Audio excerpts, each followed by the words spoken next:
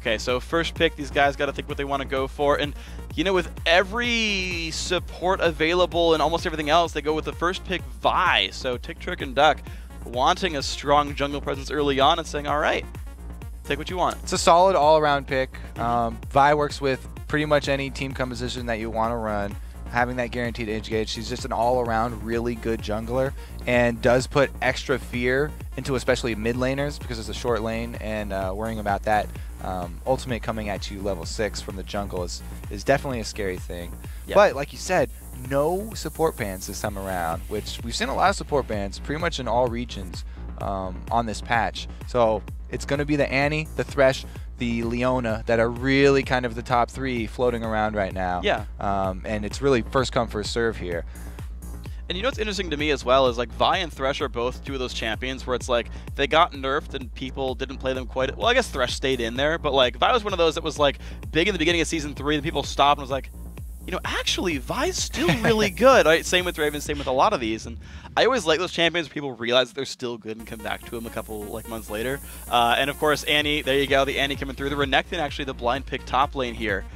So Team 4Nothing starting their plan out. Yeah, that's really when you know it was a good nerf, when the knee-jerk reaction, oh no, don't play anymore, but then I'll go back to her eventually. They're still good. Still strong, still strong. That combo right now is a complete kill combo. A Leona plus Jinx. Yes, you know the pain. The level 2 in this duo is ridiculously strong. If you let them get to the lane first and shove the first minions down, then you're going to have to play defensively from the entire early game right there. Because if Leona lands anything on you and keeps you in place for a second, she can follow it up with the chompers from Jinx, and it's going to be ridiculous amounts of damage. You can't move. You're probably going to die.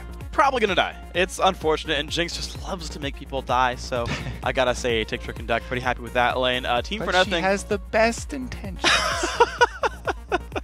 It's true, and then, you know, you're just sad when you're on the receiving end of those intentions. But Team 4Nothing ready to make their own adaptations here, looking for one of those top priority AD carries, Lucian coming through. They were hovering Lee Sin earlier and decided, not going to be Lee Sin. It's going to be Jarvan, actually. They waited the last second. I blinked and it changed Probably colors. watching the last game there. Looked like a pretty good Jarvan game, so they decided to go with it. You know, just on a whim.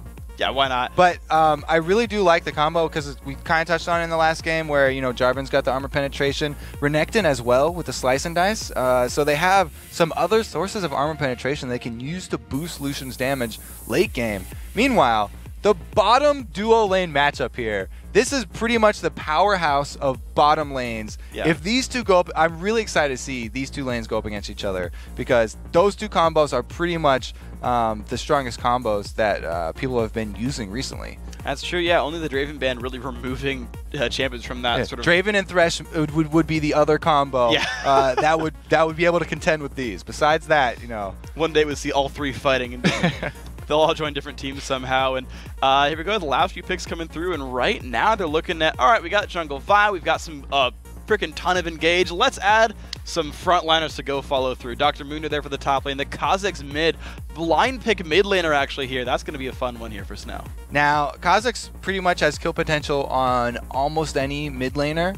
He does struggle a lot with wave clear early on, and so that's why we've seen a lot of Kha'Zix actually evolving the Spike rack instead early, so that they can keep up in CS in the early game and not fall behind so far, even if they don't get a kill. You know, if you don't evolve that rack early, then you're banking on getting a kill to keep you in the game. I really like people that don't evolve the rack early, though, because it's much more exciting. People like Alex Each, who evolve wings first to go for the kill and then hop back out, which he did successfully over in the EU LCS. I like it, but here we go. The pick is going to be something with good wave clear and some pretty good defensive opportunities as well. Orianna coming through here for Neki, saying, all right, well, I'm going to be able to push you back. And you know, maybe that's going to be what works for him here as we get the lineups going through. What do you think about these teams, Kobe? All around, really solid lineup here for the T4N team. You know, they've got Initiate, amazing Initiate. Whenever you have Annie on the team, pick that 1 second. It was a really good pickup because Flash Tibbers, not a lot of counterplay to that. Pretty much one of the best engages that you can have. And they also have a classic front line with the Jarvan and Renekton, very beefy. And then, decent damage dealers. Orianna's great with control as well. And she's also a great answer to the Kha'Zix lane on the other side. Meanwhile, the TTD here, they're looking for that single target kill to get for Kha'Zix with Vi so that he can get a reset. Wow, so pretty bursty, a lot of engage there for sure. Guys, it's going to be a fun one. Now as the teams load into the game, let's break down these two squads and how they earn their spot in this match. We're going to start with Tick, Trick, and Duck on the blue side. So it was Tick, Trick, and Duck that had a great game yesterday. They were taking out the team champions is actually what the team is called in under 31 minutes. And just about everyone on the team put up really strong numbers. Their AD carry, Sunny, he went 7-2-4 on Jinx. And then their mid laner, so he went 8-1-4 with Ziggs. Yeah, and of course we saw a lot of these guys getting banned, and of course Jinx still returning here in this game. So a lot of these guys still getting comfort picks. Now, of course, on the red side, it's going to be Team For Nothing, a team that actually pulled off a huge upset in their first Challenger game. Team For Nothing is a last place seed, actually, in the Challenger Series, but that didn't phase them yesterday. They took out the #1 seed in EUNE, Eternity Gaming, and they did a really good job. Their AD carry went crazy as Draven. We talked about his Draven skills. He put up 12 of his team's 20 kills all by himself right there. Well, not all by himself. He was assisted. No, if it's Draven, it's all by himself. But he was able to stack up 21,000 gold due to his passive. Yeah. The rest of his team's members, just for consideration, were around the 13 to 15k gold mark. So yeah, the passive kind of did a lot of work for him there. The crowd was cheering pretty often that game. I was too, actually. It's pretty fun to watch Draven just go crazy. All by himself. All by himself. No teammates required. It was the League of Draven.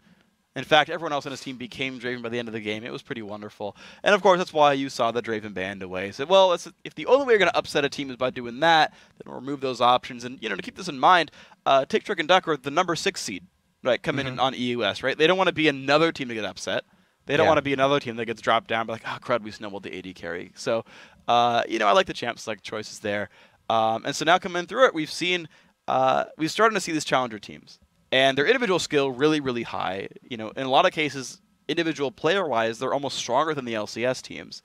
The difficulties we've been seeing is their strategic play sometimes. A little bit, yeah. The trouble closing at the end games, some slow rotations we saw actually already, and also some less than optimal vision control.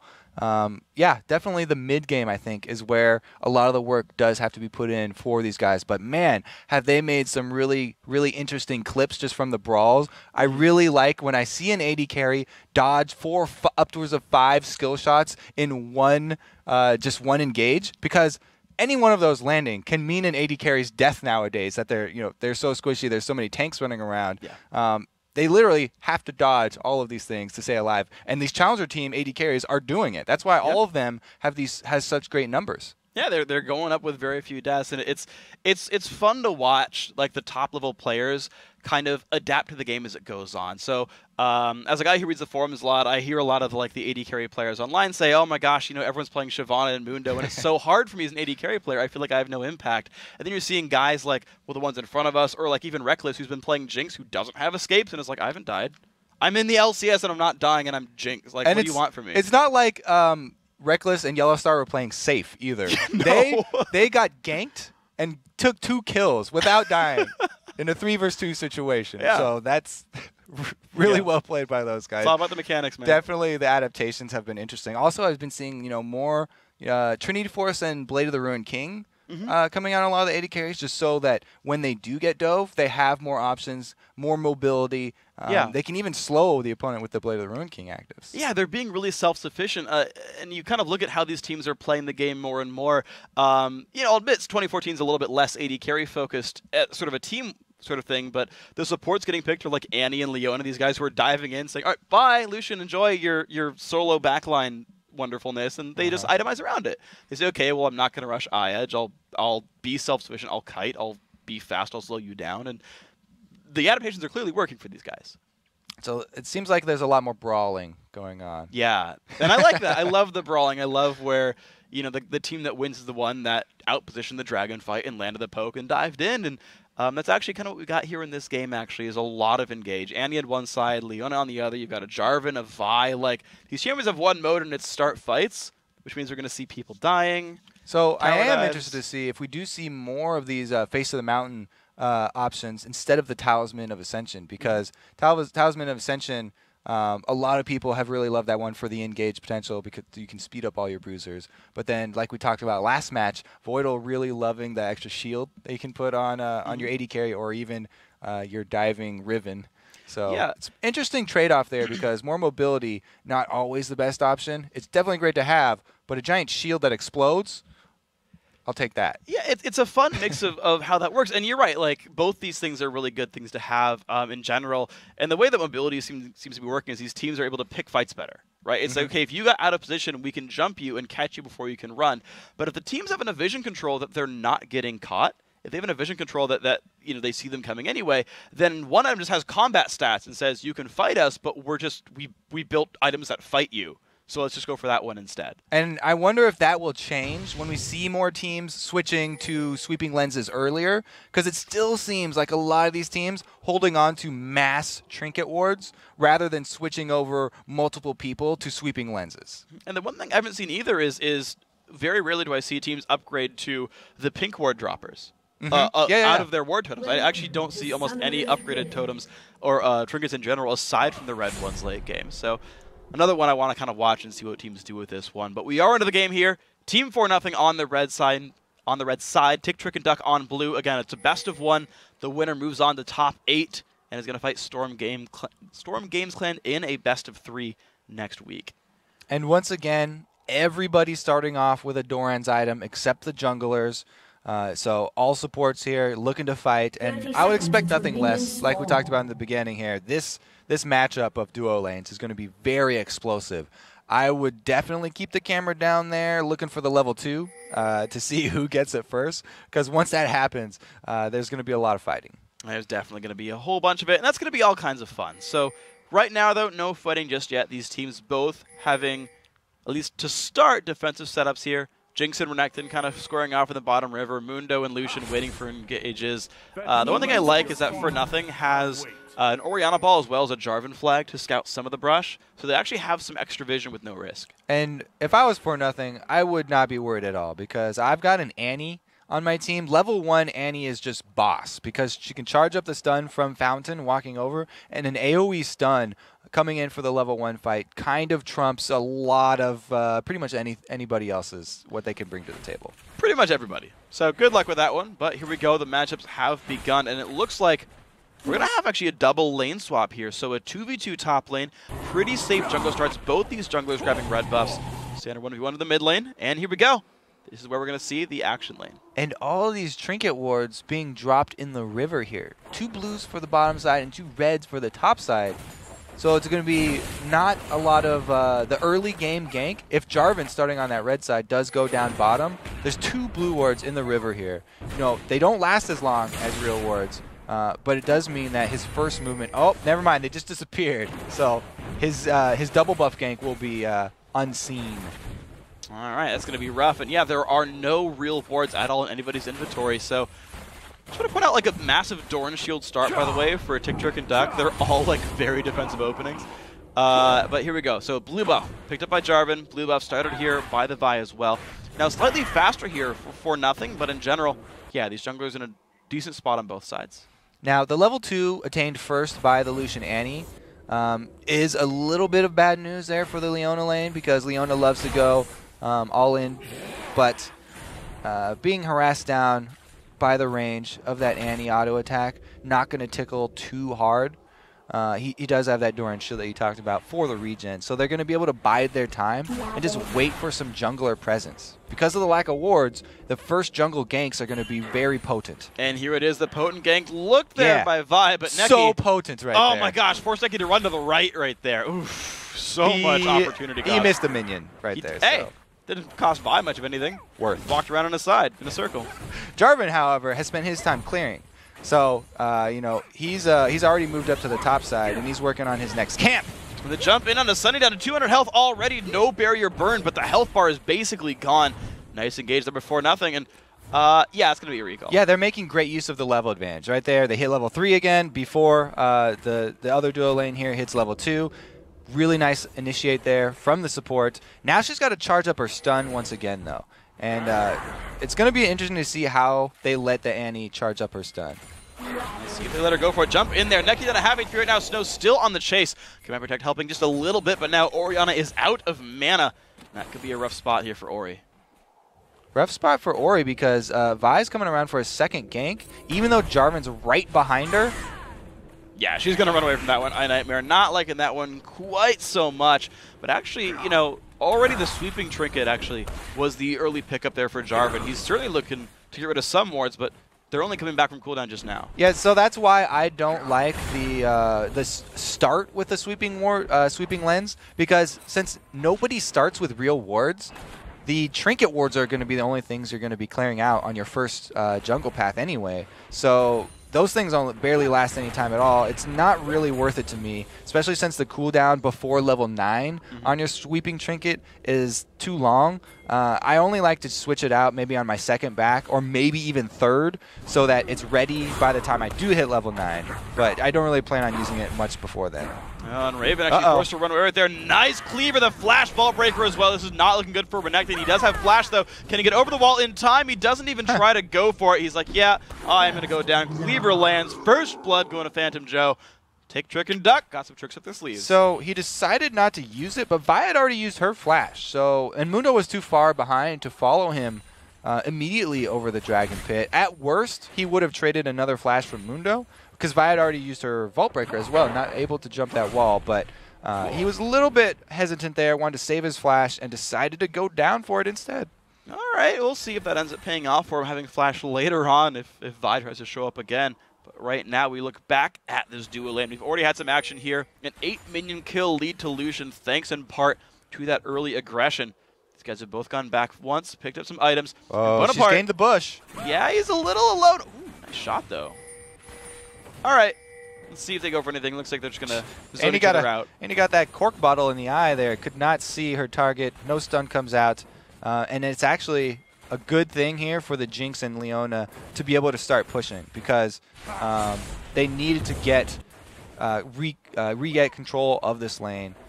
They're probably going to have to call up some jungle support, though, because anytime you start pushing without wards, especially against a mobile jungler like Jarvan, you're going to have to start worrying about your life. And Jel'Kozor knows he's not spotted as he's waiting around in the Tri-Brush, so this could be a gank very, very soon. Flash and stun both up for Annie. His Ignite nearly there as well. And actually, no, Jarvan just backs up. They don't want anything of this, so a completely non-gank despite the push.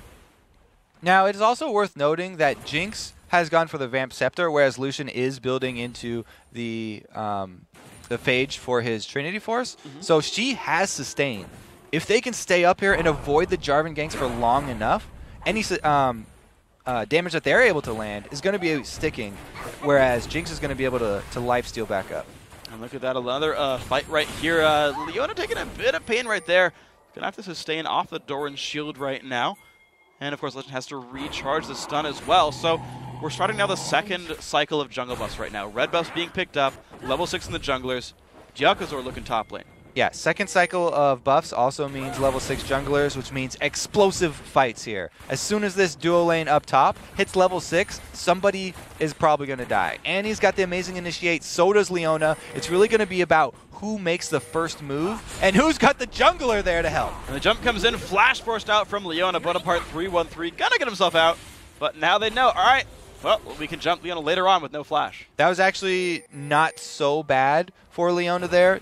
Able to get out with her flash. And even if she doesn't have her flash, the level 6 is still going to be extremely effective from her. The long range from Leona ultimate, she doesn't have to flash to use it. And if she can coordinate that well enough, they'll still be able to get off the kill if he can land the full CC combo.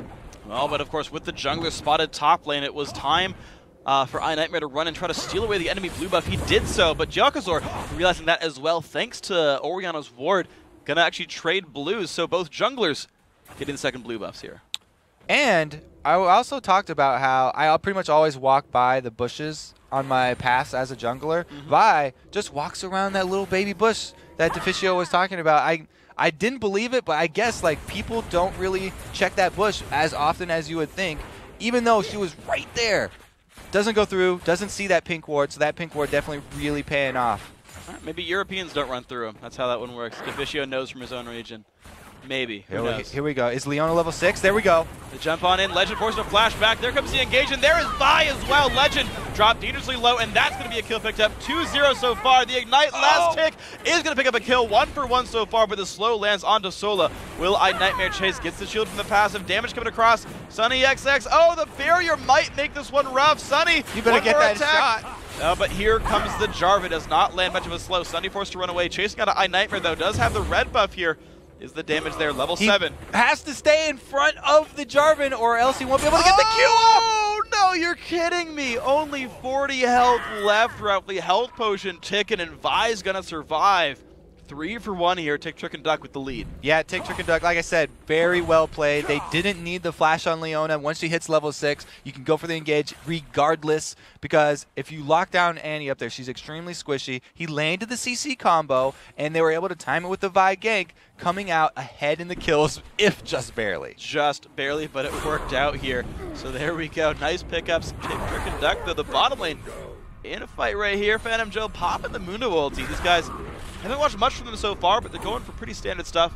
A lot of health early on. B taking frontliners. Fairly close minion scores. Fairly close, but Renekton is definitely a bit more early game oriented than Mundo. So Mundo's pretty happy with the way this one has turned out. He's actually got the lead at this point, and now he's going to get even stronger, going to start outscaling that Renekton. And that's going to be all kinds of a fun thing then for the blue team here, who've already got the lead in the bottom lane with a 2-kill Jinx BF sword already on her.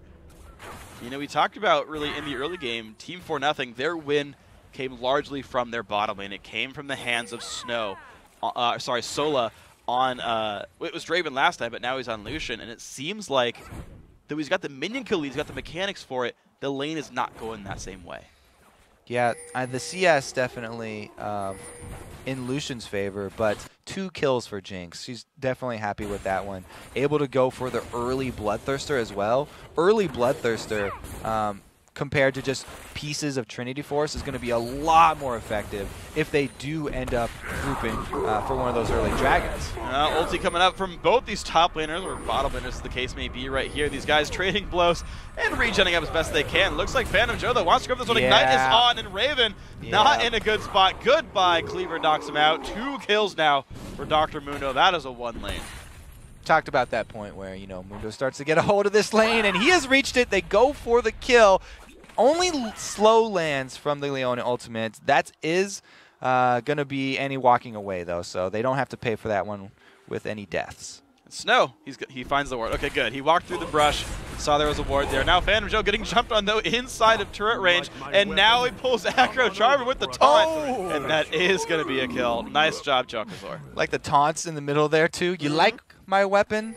Mundo has no option but to just stand in that turret range inside the Cataclysm, goes down. Here's the dive. And Legend not in a good spot. Drops down Tibbers. Good stun, but Bonaparte trying to run away. One more turret shot's not going to bring him down. But Necky's here for the counter gank. Is that going to be enough? Sola is around. Can we get the Shockwave? No. Flash by Nightmare. Knows that Shockwave is going to be scary. Necky might just try again, though. This could be a rough spot. Sunny XX going to wait around, join the team. Bonaparte 313 is there. Necky dropping so low. Goodbye. That's going to be kill picked up by Leona. And now here comes Snow. This is not good for Sola. Jumps back out of Sunny XX, but not going anywhere. Snow picking up that kill now 7-2. Tick, Trick, and Duck doing a great job. So well played there.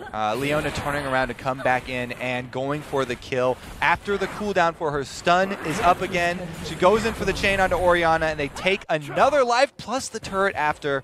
Really good job not just being satisfied with the kills and taking the objective on the clear map. Beautiful stuff. And of course, we've seen this lane over and over again. Seems like we show up once in a while and they're like kind of at full health, and then when they pop ultis, one of them just drops right away. But Tick, Trick, and Duck, definitely the team in control. And we haven't actually seen a lot of, unlike last game, a lot of Dragon emphasis. We've seen the same lanes, not a lot of rotations. And TTD, I guess the winning team is happy to say, let's just keep playing the laning phase. It's working for us. It's pretty interesting that there's been so much focus on the AD carry support lanes this time around. We kind of expected it because these are kind of superstar combos for both teams right here. But they've really put a lot of their resources into that top lane. And since both of them opted for the switch, they're really far away from Dragon. Can't get the Dragon after you get your kills up there. Usually going for the turret kill instead. Now they're looking to change their options, though, after they took the turret. Exactly. Now it's time for Dragon, which is actually, in this patch, an even better idea. Later the game goes, the more Dragon is worth. Yeah, 166 gold a person right there for Dragon. So definitely more than it would have been at 3 minutes into the game. Now we're at 14, a bit higher here.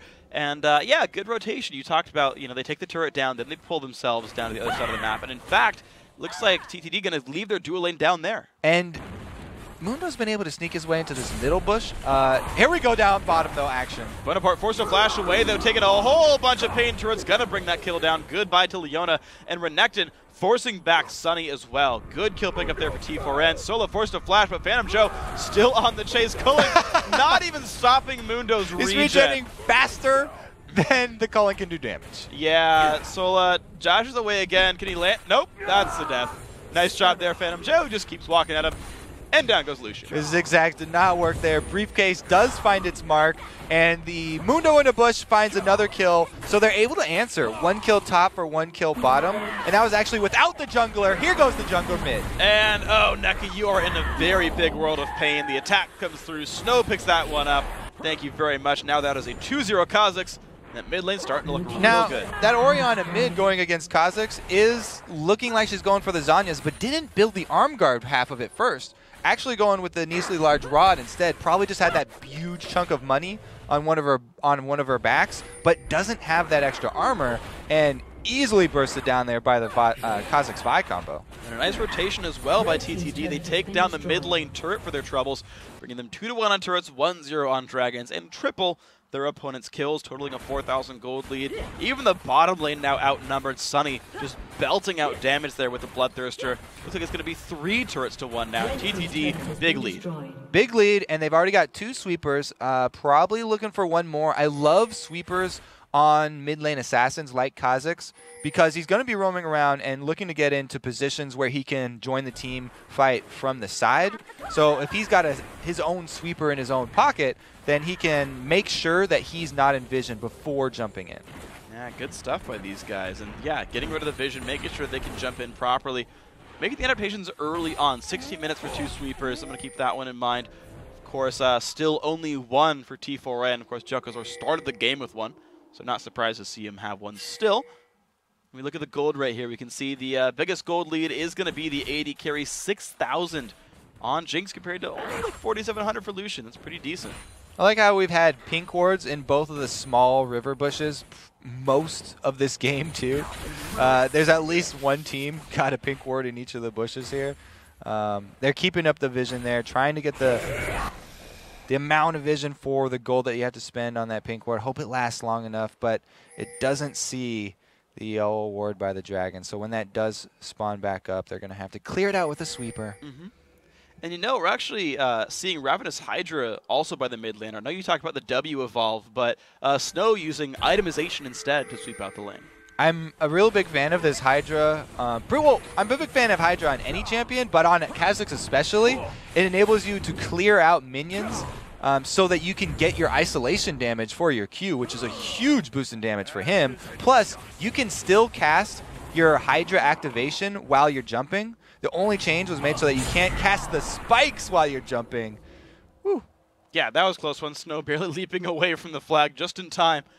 He's going to be all right there. That could have been scary. He did have flash at least, but still, he didn't really want to Jarvan jumping on you. So, regroup here. It's going to be TT&D sitting there with Dr. Mundo going for the split push. It's going to be Raven sitting there trying to survive against him, but it wasn't working the first times. I don't think it's going to get any better for him. Oh, here we go. The initiate from Vi.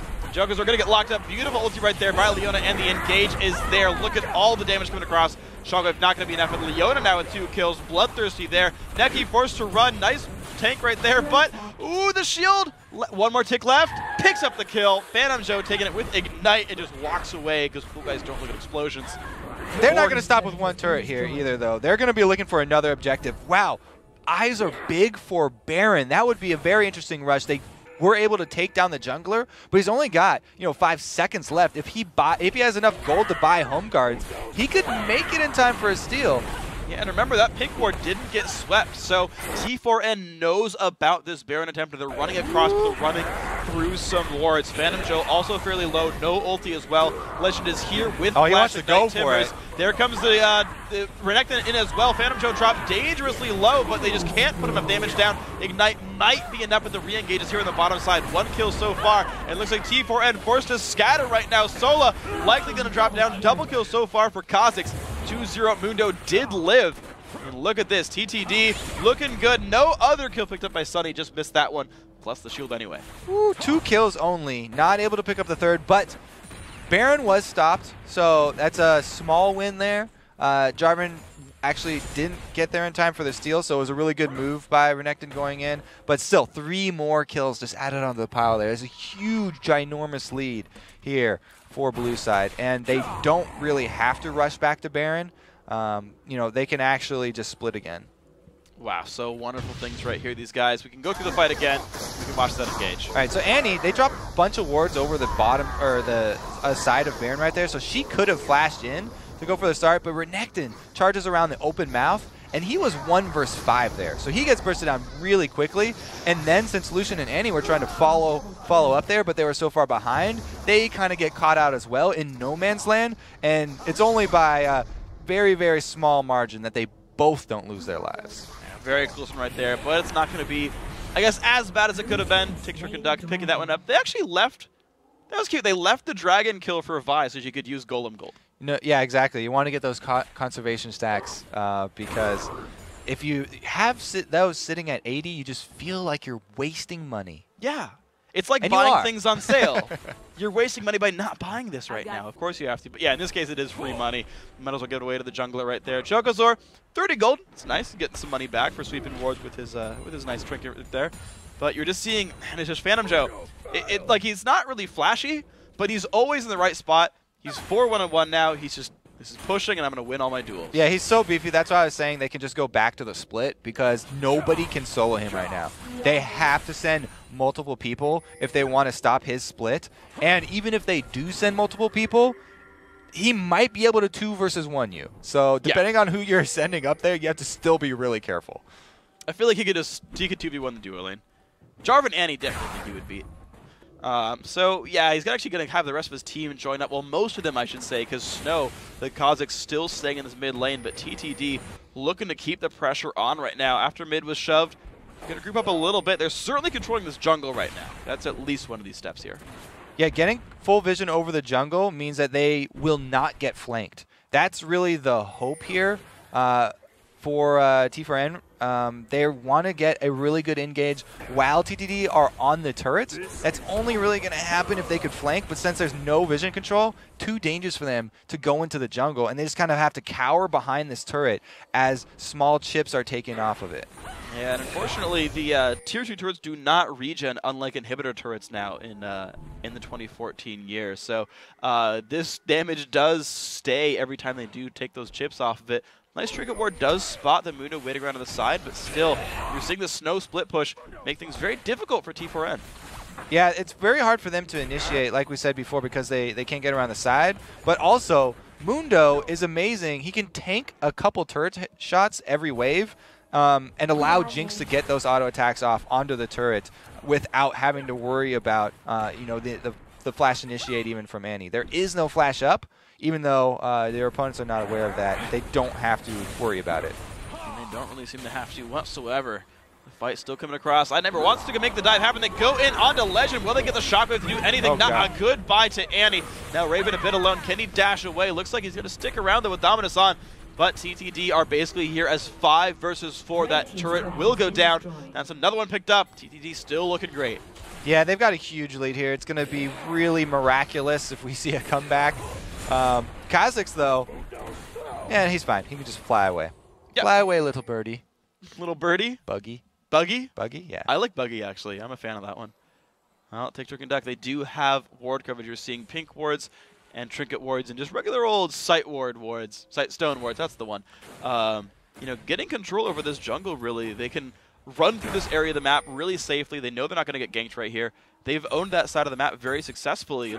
It's a jungle we tend to see teams try to control. Yeah, I'm glad, they did get those 2 real early sweepers, but I'd like to see at least 1 more of them picked up for the Kazakhs. They are doing a great job of buying multiple pink wards, though, so they are doing a good job communicating between members to establish where they want to have their extra vision, and then using the sweepers to get the blind spots there.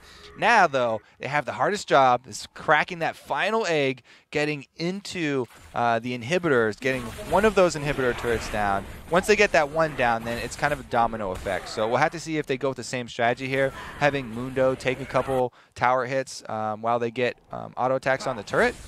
Or if they try and retreat and bait back to Baron, which has not been successful. Yeah, you're right. We've not seen any of the teams really do a good job of taking the Baron itself. We did at least see in this game TTD pull at least a kill or 2 from baiting the Baron and forcing T4N into the fight.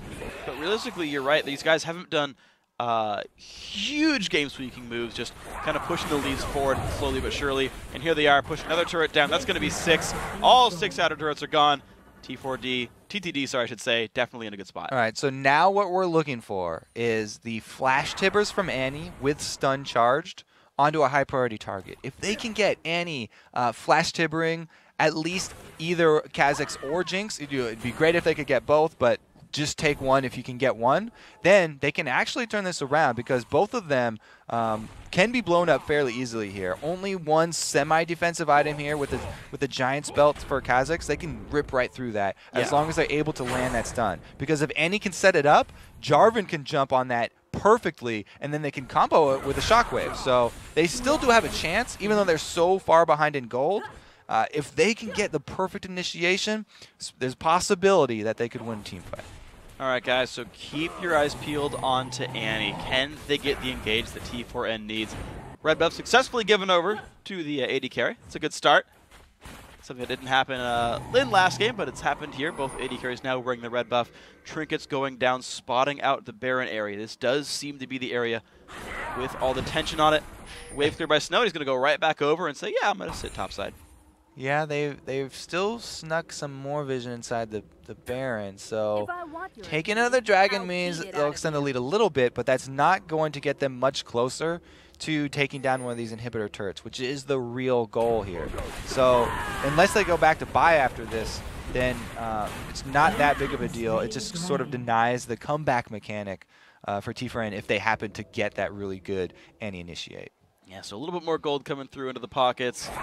TTD, how patient do they want to be in this game? Mind you, we're only 26, 45 into the game. This is not a long game by any means. They've been, taking incremental advantages. But I want to see what these guys do to take this one. Ooh, that's going to be actually the steal. Yeah, I steal, I guess, on the Big Wraith. Why not? But it does mean that Smite is down right now for iNightmare. I feel like I wouldn't say go kill Baron when both teams know the jungler has no Smite.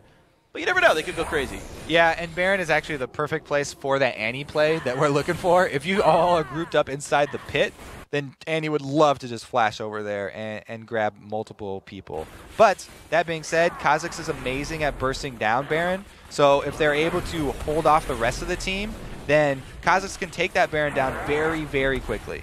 You're seeing them try this right here. The Smite is almost back from cooldown. Vi's not even in there, though. This is smiteless people in Baron. Vi's getting crazy. bursted. iNightmare getting jumped on right there. Does try to jump away from this one. This is going to be a pretty interesting fight right there. It's going to be all kinds of fun. Here we go, guys. Running through the river, and we do have a pause real quick. So getting ourselves into the game shortly. Sad face in the middle of the fight, too. Now, they got the Baron, but wow, that was kind of scary because their plan for distracting was, oh, look, our jungler's in the mid lane. We don't have Smite over by Baron. That's a good plan because you'll never suspect you're doing Baron. But you don't have Smite by your Baron. It could easily be stolen away. Yeah, and these guys have known the whole time. It's like they're going to try this play. Like, if you're not pushing our turrets down, you're probably trying one of the objectives, and Dragon's gone. And so they just walk in and they're like, well, I guess we'll just start killing you guys. And, of course, they're like, in the middle of that fight, the rest of these guys had to come back around and, like, We've got a cliffhanger now. Yeah, it's like, in the middle of a battle, right, they know Vi's under fire. They got to make sure they do a good job. I think Vi might have gone down there. I think it's 4 versus 5 right now, but they've got Baron. Yeah. Anyways. The exciting conclusion will return just after these moments. No, but yeah, it was a pretty interesting move because, like we said, they're so far ahead at this point. They've got a Mundo with ridiculous amounts of armor and regen. He can actually tank tower shots while Jinx switches to the rocket cannon for the extra range and gets a couple of shots off onto the turret. Yes, the inhibitor turrets regen, but it's a very small amount. So as long as she gets off at least 2 auto attacks, then that's fine. 2 auto attacks per wave. Yeah. Yeah, so looking at this one, of course, it's interesting because the blue team here actually, just like the Cloud9 EU, actually a very physical-heavy team, interestingly enough. You've got like Mundo with Sunfire and Burning Agony and all that. Slow burn magic damage is all you need. It's good enough. You're just like, screw it, we're going to kill you. Yeah. And just Kha'Zix just melting people up the rest of the time. Because a lot of people using the Vi, her denting blows, good armor penetration too. It's only on one person though, so that's why the Jarvan I think has come back a little bit, and Renekton Slice and Dice also AOE. So a couple unseen sources of it. Yeah, and so coming through here, we also have the incredibly fed Jinx. I know you talked about her poking turrets down with the rockets, but in general, I think he's still got like 0 deaths on his scoreboard. This Jinx, holding the back line really successfully. And I mean, when you've got 2 really huge threats. So first of all, you've got Mundo and Vi running in there being just hardcore engaged, idea to deal with us for tanky. But at the same time, you've got Kha'Zix leaping around being crazy, but Jinx running around being crazy as well. And it's like, how do you deal with that much threat? It's very difficult especially when the kill discrepancy is this high in the game, because when they do siege up around that turret, Jinx also has the Flame Chompers, which can completely cut off one side of the lane. If you line them up from the turret down to the wall, then you can force your enemies to funnel through one side, and you put your Mundo there.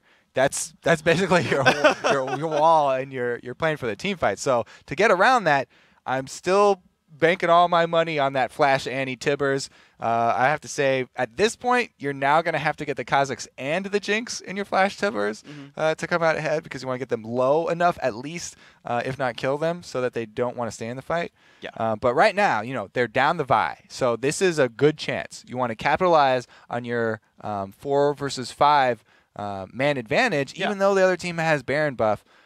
This is really the move that they have to make. They got to pick up a couple more kills, get those Baron buffs off, and get that money back. Yeah, and I mean, I guess until Kha'Zix gets a reset, they've got a little bit better time with this one, where he's just simply not going to be as powerful, because he's not going to leap in if he can't leap out, because you talked about it before. He's got like a giant spell for tankiness. You said everybody's crazy on that team. He might.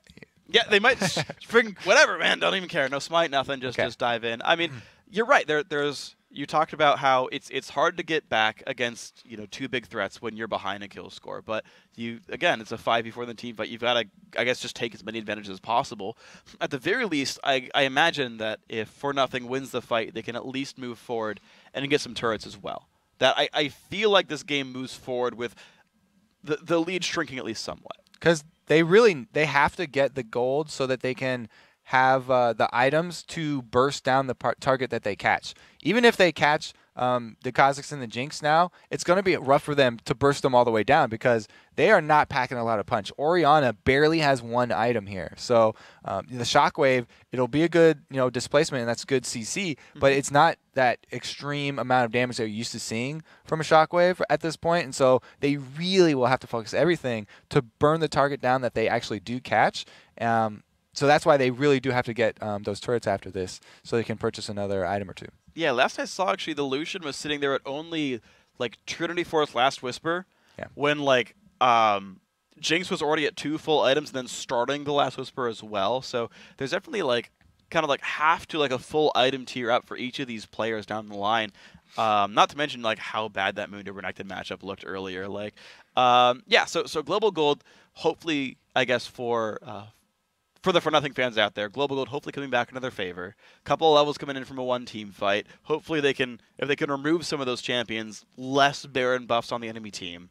I know we saw from the last game, like there was the comeback Baron, but Cloud9 EU still held and came back up. Like, how much more do these guys need to get before it's like, yeah, they've got serious contention now? They've got a few more, maybe 2 more Barons. I think they're gonna have to take away to be able to get back in this one, because it's a pretty big discrepancy right now. We've already seen the culling, a full culling right to Mundo's face, and he's literally regenning more damage than the culling is doing and laughing while he's running at him and then finishing off the kill on Delusion by himself. Yeah. So that's not a good sign when you do less damage than the enemy can regen. So yeah, that's a rough one. So, thinking about this one, right, we know the team's coming into it. It's interesting because they came in from ranked 5s, which in the first place is like online and best of 1, and so it's kind of the same format here. But I feel like the pressure on each individual game is like significantly higher now because you lose one game, you're out. Yeah, exactly. And you got to try again next split. Single match here, do or die. So everybody, the nerves have got to be a problem right now. And any people that are like, oh yeah, what are you guys talking about? Even though they're online, they can be, wherever they want. They should be more comfortable than being like in a studio or something.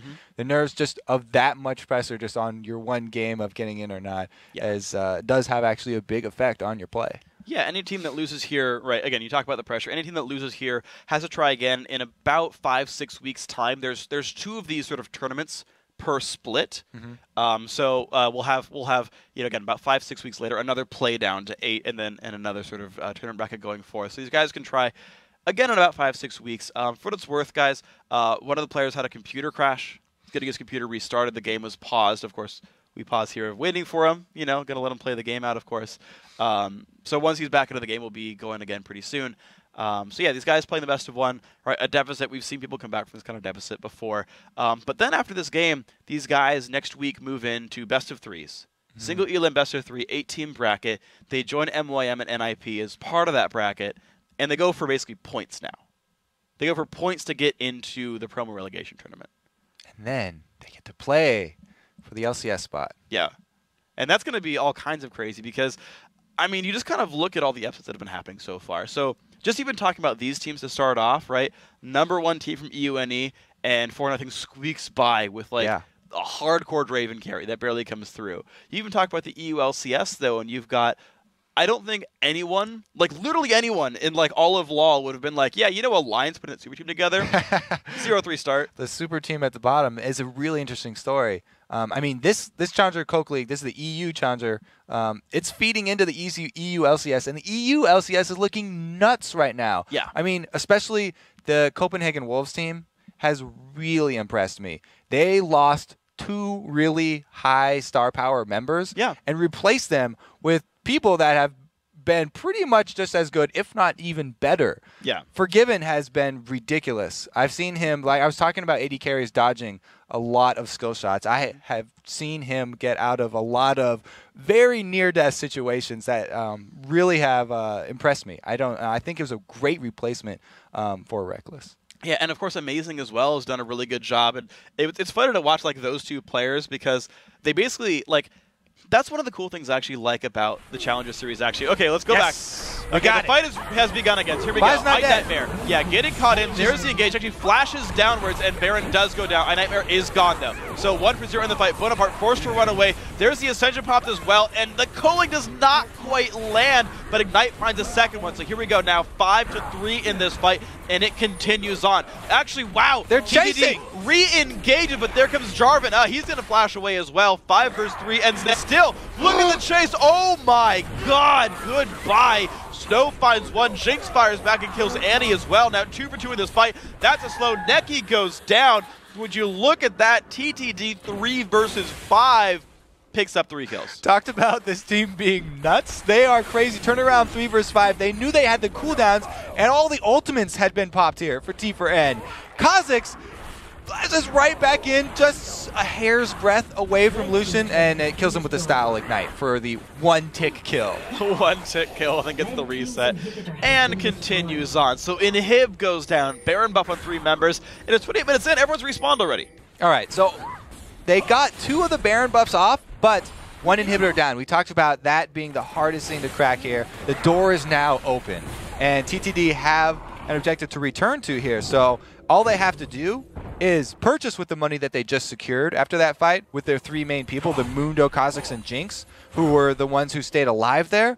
And once they can return, you can shove either side lane right now. It doesn't even matter which one because Baron is going to be down for a long time. It's not even going to be an objective on the map here, so they can pick and choose. It's pretty much just wherever they already have people. So right now, iNightmare, he's already got people down in the bottom lane there, shoving this one out at least a little bit.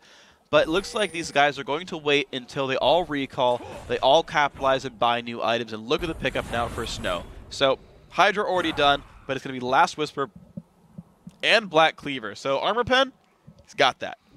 Like as we saw in the last game where we had a Kha'Zix, I really like this combo because it's a sort of an AD heavy team, and the area of effect physical damage that he's dealing is going to apply that shred for the rest of his teammates. So really like the sort of team-based play here, even though he is an assassin.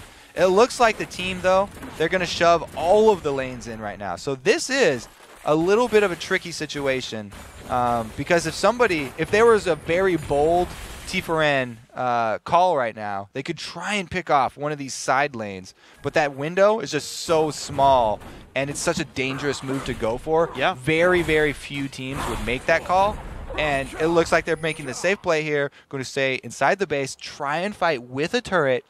They're hoping that with the turret, they can stop the dive of TTD and turn it around. Yeah, I think that was the pause that we had. This was actually the computer crash from before. We actually we do our pauses kind of in the past because we're streaming them, and so he's actually already back in this one. There's no problems to worry about here. The game continuing on forward. You can see the wave clear, and you talked before about Mundo face taking a couple of turret shots, and about him just regenning in the face of culling. Well, now it's Mundo with Baron buff. Both those things are much easier now. The Trinket Ward up in the front, TTD waiting for the minion wave, and they're going to siege again.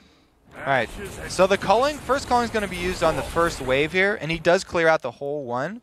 It'll buy them another 30 seconds, but the same problem is still going to face them here. How can they deal with this ridiculous Mundo? It's going to be so hard for them to get around him. Well, they actually forced the ultimate down from him.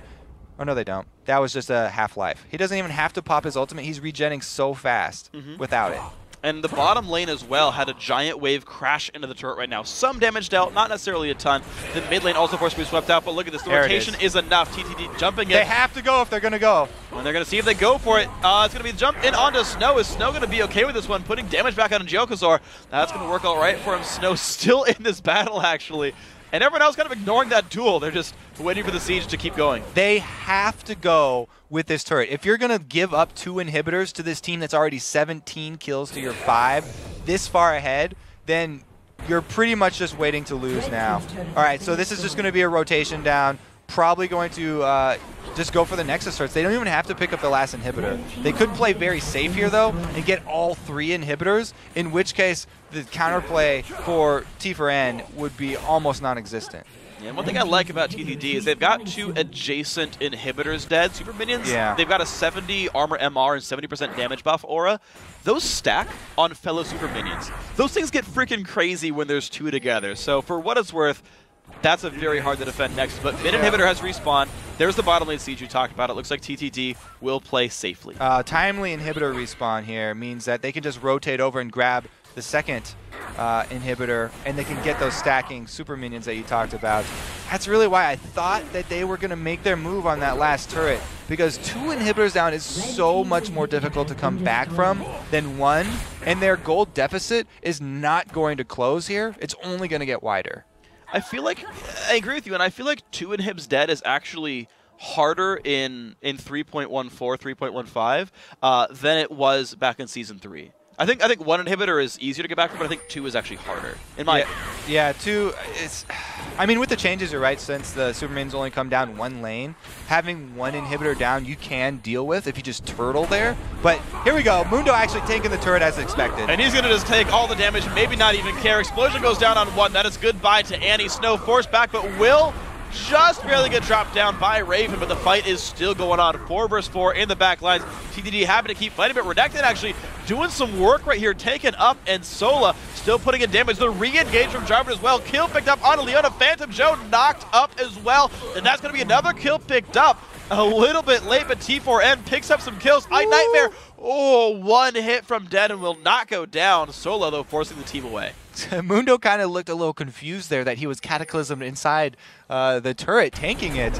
And you know, it caused sort of the whole team to go a little bit deeper than they needed to. Jinx got halfway through the enemy base there and then had to work her way out, so there wasn't a lot of damage coming while her front line was tanking. And she had to blow her flash to escape with her life there. So a little bit too deep with a dive there, but we've already been over it. They've got the 2 inhibitors down. Even without that Baron buff, it'll be pretty easy for them to return. Annie just gets blown up before she gets to get anything off. But it was an amazing shockwave that causes Kha'Zix to lose his life for the Annie. So it's a really good trade. And that's the Jinx I talked about, got so deep, she was taking a shot from the Nexus turret and had to work her way all the way back out of this fight from the beginning, which meant that her tank line had to soak up all that damage to buy her the time for that escape. And the culling, so close there, not able to land one more shot because it was a very good quick pull by that Vi for the Vault Breaker. Not wasting any time charging it up, just getting the small amount of distance that she needed to get out of range of the culling. Just a little reflex dodge there, and looks like, once again, it's the same strat. Okay, there we go. Vi actually joins the team to kill Baron now. Last time, maybe a little bit risky to sit outside the pit, but this time, with the 2 inhibs dead, looks like full control here for TTD. This will be a Baron buff going to the blue team. The Vi picking up the smite, and now will they go for the game-winning push? Right, so now this is the same story as the last push up top, except that there's 2 inhibitors down instead of 1. So it's going to be really, really difficult. The tower's already at half, and this time around, probably we'll be seeing Mundo again tanking the turret, but expecting it this time. And I don't think they'll make the same mistake and dive all the way up to Nexus turret length this time. And they'll probably just be shoving this one in, taking the 3rd inhibitor and rolling that one through to the Nexus. And here these guys go, grouping up, down for this turret. Sunny gonna put some attacks in there. He's gonna wait for the Baron regen. Yeah, Leona can actually tank the turret shots here, but that's not gonna die all that fast with the backdoor bonus available. You know what's funny is it's actually kind of good that Annie didn't have to use anything in that last fight, because Annie still has her flash, so they've got the flash Tibbers ready this time around. If Kha'Zix decides to jump in again and they're able to take him out, then, you know, they can have the Annie with the flash there. Locking the stun down onto Jinx would be the 2 main targets. Well, they could try for the 4v5. Snow is sitting in the top lane right here, but that's not going to be the case here. T4 Red going to take their time on this one, let the top inhib go back down. No one even tries to stop Snow. Mid inhib, of course, we're back up fairly soon again as well. And we've got a little bit of time here. Couple more shots on the turret, whittling it down. And this is not going to be an engage by T4, and they're going to give away this turret against the Baron buff here. There's the mid inhib back as well. TTD going to take these down. This might be 3 inhibs. This is definitely going to be 3 inhibs. I'm going to go step out on a limb there and call that one. I think it's also going to be 2 Nexus turrets as well. What about the Nexus itself? Ooh. Tough call? All right, Kobe's not going to try for this one. We might see what happens in the next. There comes the engage. Raven dropped a bit low. There's the engage on, and oh, this could be the game right here. Nightmare dropped dangerously low. He's got to go down. Jinx answers back on Annie, though. The fight is continuing. Renekton's going to drop in one more attack. Yes, that is. Sunny just chasing everybody down. Rocket double kill. Triple kill overall, and now only Jokosaur left. He's going to survive for now, but you talk about 2 Nexus turrets going down. That might indeed be the case. This could very well, it pretty much definitely is the game for Tick, Trick, and Duck. Dropping down everything they can. That's going to be the Nexus laid bare. The kill coming by as well. Is it going to be 4? Okay, really? Wow, okay, that's another kill given away. Jarvan getting kill credit for that one. Good luck, Jarvan. But it's a Nexus that really matters. Down to half HP. Team's still not reviving. And these guys are just too tanky. That's going to be the game. Tick, Trick, and Duck, they're going to be playing next week against Storm Games Clan. Into the top